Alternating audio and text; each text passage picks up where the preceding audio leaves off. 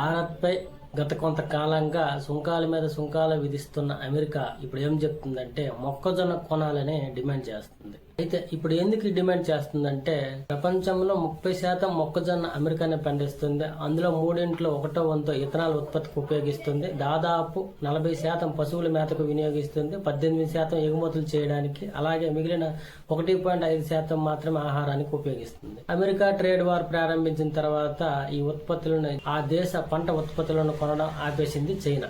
Brazil నుంచి దిగుమతి చేసుకుంటుంది. దీంతో అమెరికా మొక్కజొన్న, సోయాబీన్ మిగిలిపోతున్నాయి. దీనిని భారత్పై రుద్దాలని చూస్తుంది అమెరికా. ఇదే కాకుండా ట్రంప్ కు అమెరికా రైతుల మద్దతు బలంగా ఉంది. ఈ పంట ఉత్పత్తులు భారీగా మిగిలిపోతుంటే, ధరలు పడిపోతుంటే, దీంతో అక్కడ రైతుల లాభాలు లేకపోవడం, దీనివల్ల ముఖ్యంగా చిన్న రైతులు ఇబ్బంది పడ్డం, ట్రంప్ రాజకీయంగా కూడా ఇబ్బంది పరిణామాలు ఎదుర్కొంటున్నాడు. ఇక్కడ భారత్ పరిస్థితి ఎలా ఉందనంటే గత కొన్నాళ్ళ వరకు మొక్కజొన్న అవసరాలు మించి ఉండటం వల్ల దిగుమతులు చేసుకోవాల్సిన అవసరం రాలేదు. కానీ 2 ఏళ్లుగా ఇథనాల్ ఉత్పత్తికి మొక్కజొన్న ఉపయోగిస్తుంది. ఉక్రెయిన్, మయన్మార్ నుంచి దిగుమతి చేసుకుంటుంది. అది కూడా తక్కువ మొత్తంలోనే. అయితే అమెరికా ఉత్పత్తులు కాదనడానికి ప్రధాన కారణం ఏంటంటే జన్యు మార్పిడి. ఈ జన్యు మార్పిడి మొక్కజొన్న కావడమే ఆరోగ్యం, జీవ వైవిధ్యం వంటి కారణాల వల్ల భారత్ వీటిని వద్దంటుంది.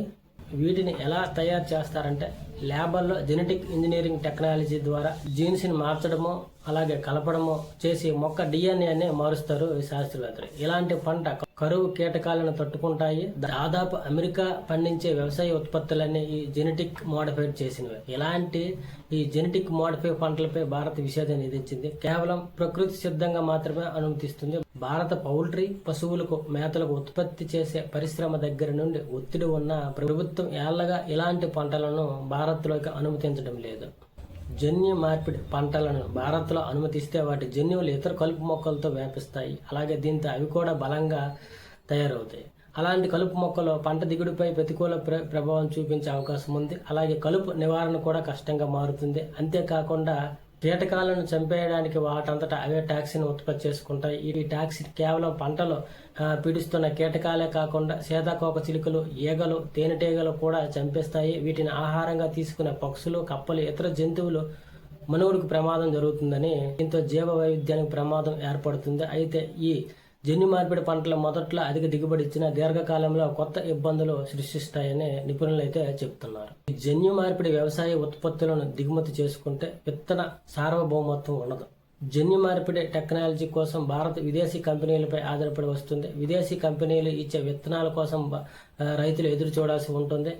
అప్పుడు విదేశీ విత్తనాల వ్యవసాయంపై భారత్ నియంత్రణ కోల్పోయే ప్రమాదం ఉంది. ఇక దిగుమతి చేసుకున్న ఈ జన్యు మార్పిడి ఉత్పత్తి దేశీయ నియంత్రణ భద్రతా ప్రమాణాలు పరిధిలో ఉండవు. చవకగా లభించే అమెరికా ఈ జన్యు మార్పిడి ఉత్పత్తి భారత ఆహార మార్కెట్లోకి ప్రవేశిస్తే దీంతో చిన్న సన్నకారు రైతులు తమ ఉత్పత్తి అమ్ముకోలేని పరిస్థితులు ఏర్పడుతుంది.